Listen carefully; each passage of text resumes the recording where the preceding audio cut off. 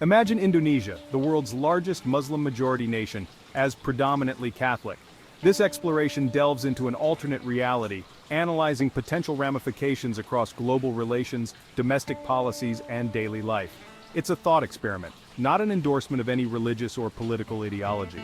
The goal is to understand how a different religious landscape might shape a nation's trajectory. Present-day Indonesia boasts a population exceeding 270 million, with Islam representing the majority faith. Centuries of cultural and religious amalgamation have shaped the nation's identity. However, our hypothetical scenario envisions a reversed reality, where Catholicism holds the dominant religious influence. This shift necessitates an examination of potential historical parallels and their implications. The Philippines, a predominantly Catholic nation in Southeast Asia, offers a potential comparison point. Its historical ties to Spain and the Catholic Church have profoundly impacted its cultural and societal norms. Could Indonesia experience a similar trajectory in our hypothetical scenario? This question forms the crux of our exploration. A Catholic-majority Indonesia would likely experience shifts in its international relationships. Its historical ties with Islamic nations might weaken, potentially replaced by stronger bonds with Catholic-majority countries in Europe and Latin America. This realignment could influence trade agreements, diplomatic relations, and geopolitical strategies. Historically, religion has played a significant role in shaping alliances. The Holy Roman Empire, for instance, exerted considerable influence across Europe, driven by its Catholic identity. While the modern world is more interconnected, religious ties can still impact international relations. Indonesia's foreign policy, currently balancing relations between the Muslim and Western worlds, might undergo a transformation. This shift could impact global power dynamics. The Organization of Islamic Cooperation, where Indonesia holds significant sway, might see a decline in its regional influence.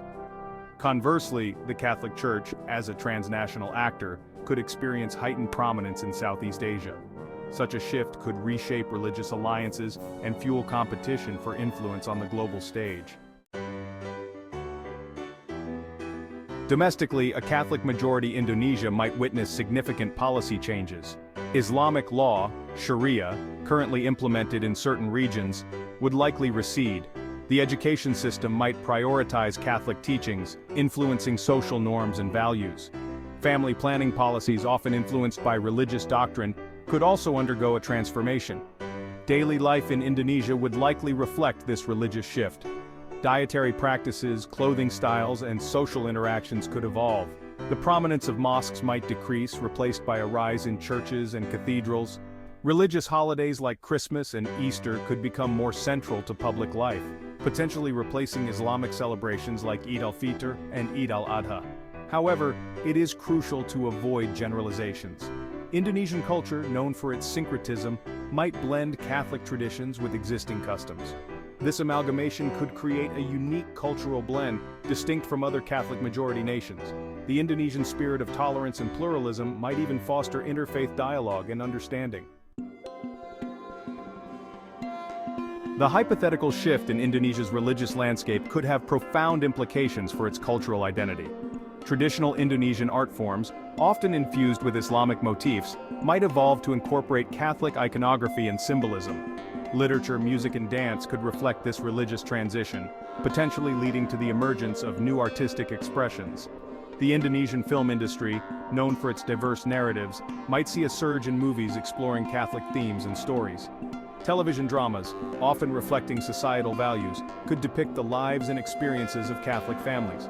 Even traditional shadow puppetry, wayang kulit, deeply embedded in Javanese culture, might adapt its narratives to incorporate elements of Catholicism. However, this cultural transformation would likely be gradual and multifaceted.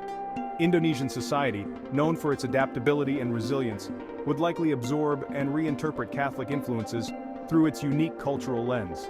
This process could lead to the creation of a distinct form of Indonesian Catholicism, different from its counterparts in other parts of the world. On the global Catholic stage, a Catholic-majority Indonesia could emerge as a significant voice. With its large population, Indonesia could become a major contributor to the Church's global mission.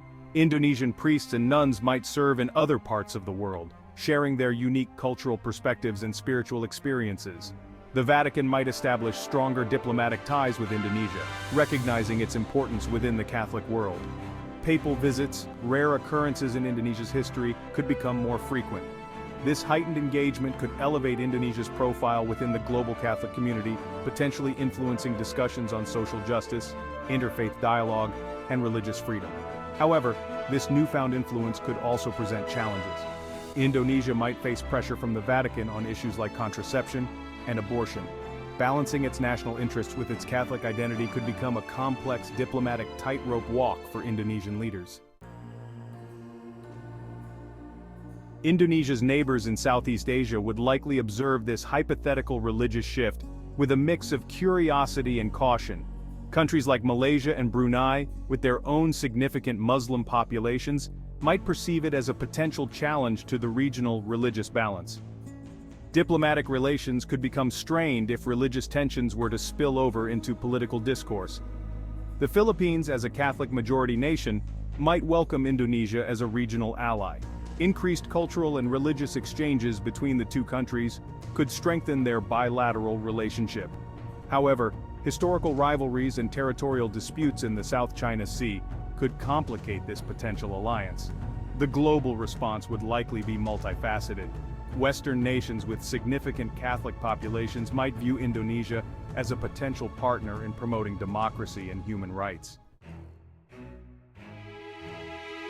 Indonesian culture, renowned for its vibrancy and diversity, would likely undergo a fascinating metamorphosis in this hypothetical scenario. Traditional batik designs, often incorporating Islamic geometry, might evolve to include Christian symbols and motifs.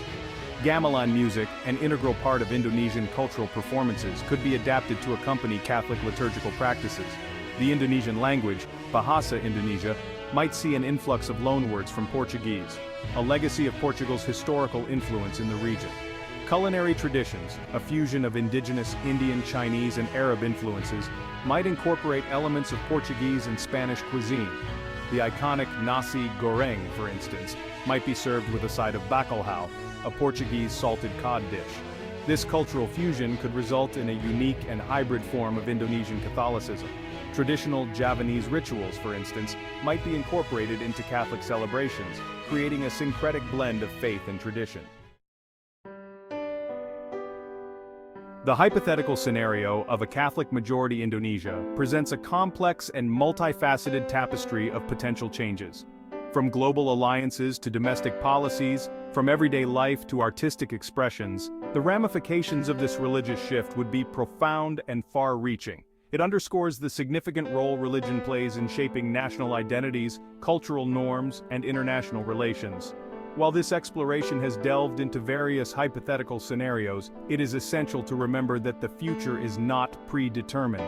Indonesia's path, like that of any nation, will be shaped by a myriad of factors, including internal dynamics, external pressures, and the choices of its people.